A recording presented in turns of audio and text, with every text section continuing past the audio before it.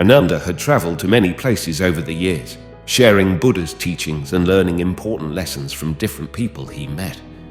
One day, a young man named Mark, who had heard about Ananda's wisdom, approached him. Mark was troubled by uncertainties in his life and had questions about the authenticity of the people around him. He couldn't find peace and happiness in the company he kept. Wanting to transform his life, Mark sought advice from Ananda. Ananda welcomed Mark warmly and invited him to sit. Mark shared his struggles with Ananda, explaining how he felt unappreciated and insignificant. Mark was looking for guidance from Ananda on how to identify genuine people and ease the internal pain he was feeling. Ananda shared a story about avoiding certain types of people to find peace and happiness. In a busy city, there was a guy named Paul who loved spending time with many friends at first. They did fun things together, and Paul enjoyed their company. Over time, though, he noticed that some friends were not good for him. The first group Paul decided to stay away from were the gossipers. These friends talked a lot, spreading rumors and being negative. Paul realized that being around them filled his mind with unnecessary and harmful thoughts, so he chose to avoid them and focus on building positive relationships. The second group Paul avoided were the critics. These friends always had something negative to say about others, pointing out flaws and criticizing actions. Paul saw that this constant negativity affected how he saw life. Wanting to be around people who uplifted and inspired him, he decided to steer clear of those who brought him down with constant criticism. Toxic friends are people who always bring negativity to your life. They might complain a lot, criticize you, or make you feel tired with their pessimism. It's hard to stay positive when you're always around negativity. These friends can lower your self-esteem and stop you from growing personally. It's important to notice the signs of toxicity and focus on taking care of your mental and emotional health. As Paul has heard a story from a monk about the critic friend that once there was a village with a well. The well was known for its ability to provide refreshing water to those who drew from it. However, there was a person in the village who always seemed thirsty, no matter how much water they drank. They would constantly complain about their thirst and never offered gratitude for the well's abundance. Morale he got from the story is to be aware of friends who continually drain your positive energy without reciprocating or appreciating what you provide. The third group Paul distanced himself from was the manipulators. These friends like to control situations to benefit themselves, even if it hurt others. Manipulative friends are people who use tricks, guilt, or other methods to control or affect you. They might have hidden reasons and care more about what they want than what you need. It's important to watch out for manipulative behavior and establish clear limits to keep yourself from being controlled. Good friendships are built on trust, honesty, and treating each other with respect. Paul noticed that spending time with a certain friend made him feel tired and taken advantage of, realizing their friendship wasn't healthy. So, he decided to focus on his own well-being and end the friendship. The fourth thing Paul understood was that he needed to avoid being around people who were jealous. One of his friends frequently compared himself to others and felt like he wasn't good enough, and this had a negative impact on their friendship. Having friendly competition can be motivating and help you grow, but if it turns into a constant fight for who's better in a friendship, it can become harmful. Jealous friends might see your success as a threat to their own value or skills, creating unnecessary rivalry that gets in the way of the support needed for a good friendship. When people are jealous of each other, they might get too caught up in comparing themselves and competing. This can make them forget about the real connection and support that should be the foundation of a good friendship. This lack of true friendship can cause problems as the focus shifts to trying to outdo each other instead of helping each other grow and succeed. He learned that true happiness comes from appreciating others' achievements. Paul embraced the idea that being around supportive people could make him content and grateful. The last person Paul decided to distance himself from was a doubter. This friend always questioned Paul's abilities and goals, casting doubt on his dreams. This friend always seems to be in a bad mood.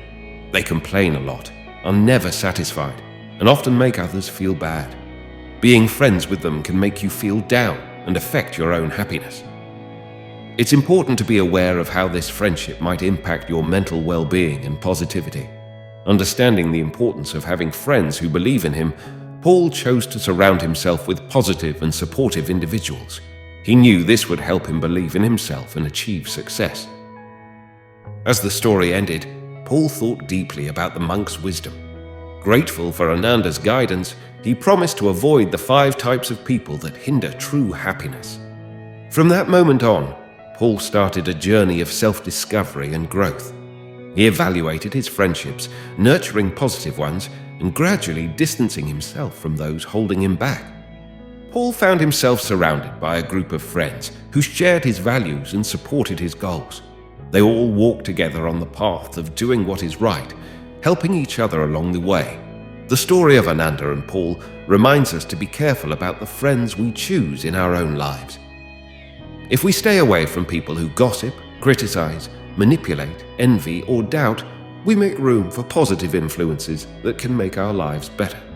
May we all have the strength to pick our friends wisely and follow the path to true happiness.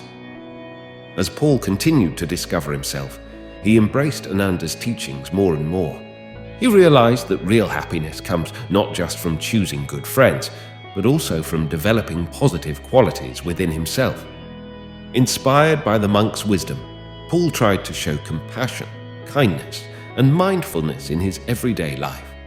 He dedicated himself to meditation to better understand true happiness and peace. Through these practices, he found his true self. One day, while passing through a nearby village, Paul saw a beggar sitting by the roadside. Many people ignored the beggar, but Paul's kind heart made him stop and offer help. With a warm smile, Paul asked the beggar, "How are you, and how can I assist you?" The beggar looked up, surprised by such kindness. After a short pause, he said, "I only have the clothes I'm wearing. I'm hungry and have no place to stay." Paul nodded and assured him, "Don't worry, I'll do my best to help you with what you need." True to his word, Paul reached into his bag and took out some food for his own journey. He kindly gave it to the poor beggar, who thanked him. To keep the beggar warm in the cold weather, Paul also gave him his cloak. Grateful for Paul's kindness, the beggar asked, "Why are you being kind when others aren't?"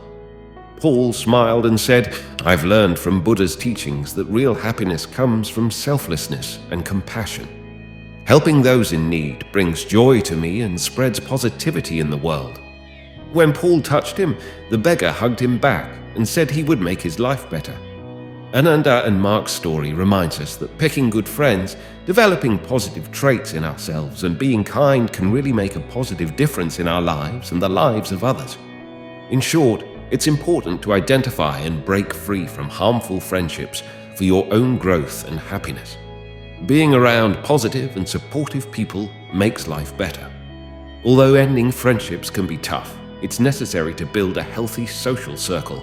Always prioritize your mental and emotional well-being, and having positive influences around you is crucial for a fulfilling life. In a serene village by the river, 2 friends, Musa and Hiroshi, often spent their days contemplating life's mysteries while sitting by the water.